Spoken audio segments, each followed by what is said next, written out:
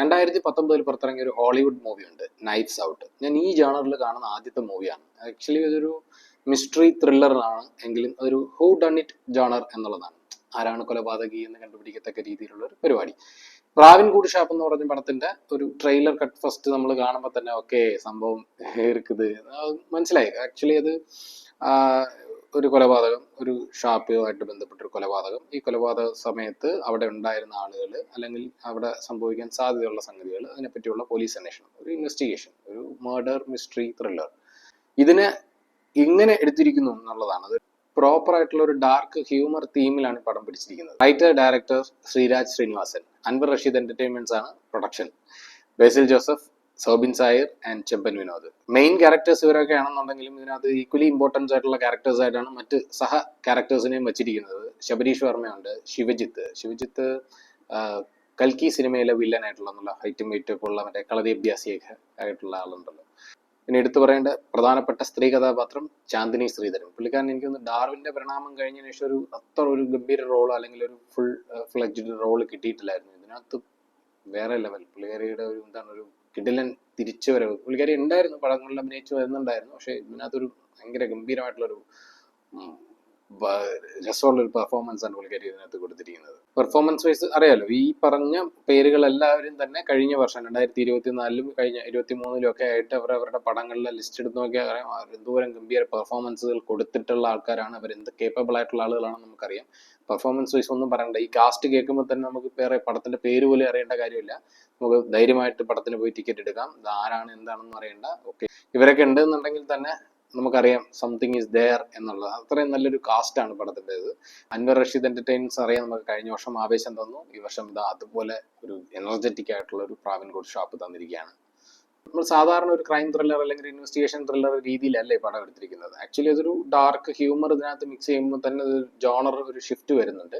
അതിനോടൊപ്പം തന്നെ ഈ ഹൂ ഡൺ ഇറ്റ് എന്നുള്ള ഒരു സംഗതിയുണ്ട്. ഒരേപോലെ കൊലപാതകിയാകാൻ സാധ്യതയുള്ള ഒട്ടനവധി ക്യാരക്ടറുകൾ, അതിലേക്ക് നമ്മൾ ഇൻവെസ്റ്റിഗേഷൻ ഇങ്ങനെ പൊക്കൊണ്ടേയിരിക്കുന്നു എന്നുള്ളതാൽ ഇൻവെസ്റ്റിഗേഷൻ ഓഫീസർ ആയിട്ടാണ് ബേസിൽ ജോസഫ് വരുന്നത്. ഗംഭീരമായിട്ടുള്ള ഇൻട്രസ്റ്റിംഗ് ആയിട്ടുള്ള ഡയലോഗ്സ് ആണ് ഈ പടത്തിന്റെ വലിയൊരു പ്ലസ് ആയിട്ട് എനിക്ക് തോന്നിയത്. ഡയറക്ടർ തന്നെയാണ് ഇതിന്റെ സംഭാഷണങ്ങൾ എഴുതിയിരിക്കുന്നത്. ഒരു രക്ഷയില്ല. ലൈക്ക് ഒരു ഡാർക്ക് ഹ്യൂമർ വരുമ്പോൾ ഓൾമോസ്റ്റ് എല്ലാവരും ക്യാരക്ടേഴ്സ് ഒരു ക്വാക്കി ക്യാരക്ടേഴ്സ് ആയിരിക്കും. നമ്മൾ തമിഴിലെ നെൽസന്റെ പടത്തിനകത്ത് വരുന്ന ക്യാരക്ടേഴ്സ് പോലുള്ള സംഗതികളായിരിക്കും. അപ്പോൾ അവരുടെ ഡയലോഗ്സ് ആയിക്കോട്ടെ, നല്ല രീതിയിൽ കൊടുക്കൽ വാങ്ങലുകൾ, തഗ്ഗടി, തിയേറ്ററിൽ നല്ല രീതിയിൽ ഒരു ലാഫ് റൈറ്റ് ഉണ്ടാക്കത്തക്ക രീതിയിലും നല്ല ക്ലാപ്സ് കൊണ്ടുവരത്തക്ക രീതിയിലുള്ള ഒരുപാട് സംഗതികൾ ഇതിനകത്തുണ്ട്. നല്ലതായിട്ട് വർക്കായിട്ടുണ്ട്. ഇതിനകത്ത് ഓരോ ക്യാരക്ടേഴ്സും നമ്മുടെ മനസ്സിൽ തങ്ങി നിൽക്കുന്ന ആൾക്കാരാണ്. ഇത് അയാൾ ഇങ്ങനെയാണ്, ഇയാൾ ഇങ്ങനെയാണ്. വളരെ ചുരുങ്ങിയ സമയം കൊണ്ട് തന്നെ ആ ഓരോ ക്യാരക്ടറിനെയും നമുക്ക് എസ്റ്റാബ്ലിഷ് ചെയ്ത് കൊണ്ടുവരാനായിട്ട് ഈ പറഞ്ഞ കണക്ക് നല്ല രീതിയിൽ വർക്കൗട്ട് ആയിട്ടുണ്ട്. അൻവർ റഷീദ് പ്രൊഡക്ഷൻസ് വരുമ്പോഴത്തേക്ക് തന്നെ ഇതിന്റെ ടെക്നിക്കൽ സൈഡെല്ലാം ഒരു മരണമാസ സംഭവങ്ങളായിരിക്കും. ആക്ച്വലി ഇതിന്റെ എഡിറ്റർ പുതിയ ആളാണ്, ഷഫീഖ് മുഹമ്മദ് അലി. പുള്ളിയുടെ പേര് ഞാൻ അങ്ങനെ കേട്ടിട്ടില്ല. പക്ഷെ ഒരു രക്ഷയില്ലാത്ത എഡിറ്റിംഗ് ആണ് കേട്ടോ, മാരക എഡിറ്റിംഗ് ആണ്. ഇതിനകത്ത് മ്യൂസിക് കൈകാര്യം ചെയ്തിരിക്കുന്ന വിഷ്ണു വിജയാണ്. വിഷ്ണു വിജയ് ഇതിനു മുമ്പ് നമ്മൾ ചെയ്ത ഇപ്പൊ പ്രേമലു പോലുള്ള പടങ്ങൾ ഇതിനു മുമ്പ് തല്ലുമാലയൊക്കെ ചെയ്തിട്ടുണ്ടെങ്കിലും ഇതിൽ ഒരു വേറൊരു സാധനമാണ് പിടിച്ചിരിക്കുന്നത്. ഒരുപാട് ഇംഗ്ലീഷ് റാപ്പ് ഒക്കെ യൂസ് ചെയ്യുന്നുണ്ട്. അതേപോലെ ഗ്രിപ്പിംഗ് ആയിട്ടുള്ള BGM, ഒരു രക്ഷയില്ല. ത്രില്ലർ എന്ന് പറഞ്ഞാൽ എഡ്ജ് ഓഫ് ദ സീറ്റ് നമ്മളെ കൊണ്ടെത്തിക്കുന്ന കുറെ പോർഷൻസ് ഉണ്ട് ഇതിനകത്ത്. ഫൈറ്റ് സീൻസ് ആയിക്കോട്ടെ, ചേസ് സീൻസ് ആയിക്കോട്ടെ, അതുപോലുള്ള ഒരുപാട് സംഗതികളുണ്ട് ഇതിനകത്ത്. ലോങ് ഷോട്ടുകളുണ്ട് ഇതിനകത്തൊക്കെ. ഭയങ്കര ഗ്രിപ്പിംഗ് ആയിട്ടുള്ള BGM ആണ് ഇതിനകത്ത് ഇങ്ങനെ പൊക്കൊണ്ടേയിരിക്കുന്നത്.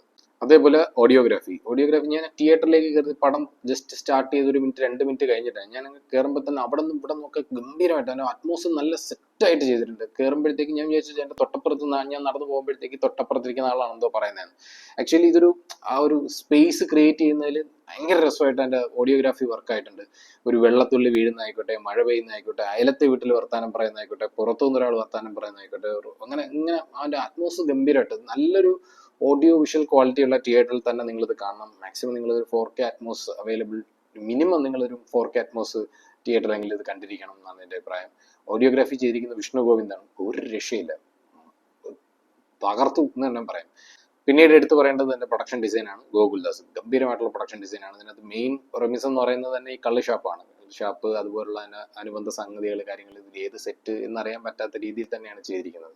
And finally the master Shaiju Khalid ഒരു പടത്തിലുണ്ടെന്ന് പറഞ്ഞു കഴിഞ്ഞാൽ മസ്റ്റ് വാച്ച് ഇൻ തിയേറ്റർ ആണ്. ആക്ച്വലി മഞ്ഞുമ്മൽ ബോയ്സ് കഴിഞ്ഞ വർഷം ചെയ്ത് കഴിഞ്ഞതിന് ശേഷം പുള്ളി നേരെ ഇങ്ങോട്ട് വരികയാണ് പ്രാവിൻകൂട് ഷാപ്പിലേക്ക്. എന്തൊരു മനുഷ്യനാണ്! എങ്ങനെയാണ് ലൈറ്റ് വെക്കുന്നത്, എങ്ങനെയാണ് ഓരോ ആൾക്കാരെ പോർട്രേ ചെയ്യേണ്ടത് എന്നുള്ളത് ഗംഭീരമായിട്ട്. ഇതിനകത്ത് ഓരോരുത്തർക്ക് വെച്ചിരിക്കുന്ന ക്യാമറ ആംഗിൾ ആയിക്കോട്ടെ, ഇതിനകത്ത് നമുക്ക് എടുത്തു പറയാൻ കുറേ സാധനങ്ങളുണ്ട്. അടഞ്ഞു കിടക്കുന്ന ഡോറിന്റെ അപ്പുറത്തേക്ക് പോലീസ് വണ്ടി വരുമ്പോഴത്തേക്ക് ലൈറ്റ് വരുന്നത്, അതേപോലെ ഒരു ഒരിടത്ത് ഒരു ഫയർ ആക്സിഡന്റ് പോലെ നടക്കുമ്പോഴത്തേക്ക് അവിടെ കുറച്ചൊരു ബാക്കിൽ വരുന്ന വണ്ടിയുടെ വെളിച്ചത്തിലും പുകയിലും കുറച്ച് ആൾക്കാരെ കാണിക്കണം. എങ്ങനെ ഈ മനുഷ്യൻ ലൈറ്റ് വെക്കുന്നു, എങ്ങനെ ഈ മനുഷ്യൻ ഇതിനകത്ത് ക്യാമറ സെറ്റ് ചെയ്യുന്നു എന്നുള്ളതാണ്. അതേപോലെ പുള്ളി ട്രൈ ചെയ്യാത്ത കുറെ സാധനങ്ങൾ ട്രൈ ചെയ്തേക്കുന്നതായിട്ടൊക്കെ എനിക്ക് ഇതിനകത്ത് തോന്നി. ഷൈജു ഖാലിദ് മോസ്റ്റ്ലി ഞാൻ കണ്ടിട്ടുള്ള സിനിമകളിലെല്ലാം വളരെ ഡ്രാമ പടങ്ങളിലാണ് പുള്ളി കൂടുതൽ രസമായിട്ട് പുള്ളി ക്യാമറ വർക്കും പരിപാടികളും ഞാൻ ശ്രദ്ധിച്ചിട്ടുള്ളത്. അപ്പം നമ്മളെ മഹേഷിന്റെ പ്രതികാരം, ജോജി പോലുള്ള പടങ്ങളിലൊക്കെ. ഇതിനകത്ത് കുറച്ച് ആക്ഷൻ ഓറിയന്റൽ പരിപാടികളൊക്കെ ഉണ്ട്. അപ്പൊ അതിനകത്ത് സിംഗിൾ ഷോട്ട് കുറെ ചെയ്തിട്ടുണ്ട്, ഡയറക്റ്റ് ആയിട്ട് സിംഗിൾ ഷോട്ട് തന്നെ ചെയ്തിട്ടുണ്ട്. അതേപോലെ സിംഗിൾ ഷോട്ട് ഒന്ന് തോന്നിക്കത്തക്ക രീതിയിലുള്ള ഫൈറ്റ് ഉണ്ടല്ലോ, ഇവിടെ നിന്ന് ഫൈറ്റ് ചെയ്ത് ഒരു ഒരു ഒരു മറവ് വരുന്നു, അത് മറവ് വന്നിട്ട് അടുത്ത കട്ട്, അതൊക്കെ വളരെ നല്ല, അത് എഡിറ്ററുടെ എപ്പോഴും കഴിവാണെന്നാണ് എനിക്ക് തോന്നിയിട്ടുള്ളത്. പക്ഷെ അത് ഒരു എന്താണ്, ഒരു മോശമാകാത്ത രീതിയിൽ പുള്ളി അതിനകത്ത് ഒരുപാട് എക്സ്പ്ലോർ ചെയ്തിട്ടുണ്ട്. പിന്നെ ഈ പറഞ്ഞ പോലെ കാട് പച്ചപ്പ് കിട്ടിക്കഴിഞ്ഞാൽ പുള്ളി ഞെരിക്കും. അപ്പൊ അങ്ങനെ കുറച്ച് പച്ചപ്പിന്റെ പരിപാടികളൊക്കെ ഉണ്ട് ഇതിനകത്ത്. ആക്ച്വലി ഇതൊരു മലയോര പ്രദേശം പോലത്തെ ഒരു സംഗതിയാണ്. കാരണം അതിനകത്ത് ബാക്ക്ഗ്രൗണ്ടിൽ ഇങ്ങനെ മയിൽ എപ്പോഴും ഇങ്ങനെ കരഞ്ഞുകൊണ്ടിരിക്കും ആ ഒരു ഷാപ്പിന്റെ പരിസരത്തും കാര്യങ്ങളിലും ഒക്കെ. അപ്പൊ നമുക്ക് ശരിക്കും മൊത്തത്തിലാണല്ലോ നമുക്ക് ആ ഒരു ക്യാമറ, ഷൈജു ഖാലിദിന്റെ ക്യാമറ, വിഷ്ണു ഗോവിന്ദിന്റെ ഓഡിയോഗ്രാഫി, ഒരു ഫ്രഷ് എഡിറ്റർ ഷഫീഖ് മുഹമ്മദ് അലി, വിഷ്ണു വിജയിന്റെ മ്യൂസിക്, പിന്നെ of course performance is there. എനിക്ക് പേഴ്സണലി ബേസിലിന്റെ പെർഫോമൻസ് ഇഷ്ടപ്പെട്ടു. ബേസിൽ ഒരു പോലീസ് ഓഫീസറായിട്ട് എൻ്റെ അറിവിൽ വരെ പടത്തിൽ ഇല്ലെന്ന് തോന്നുന്നു.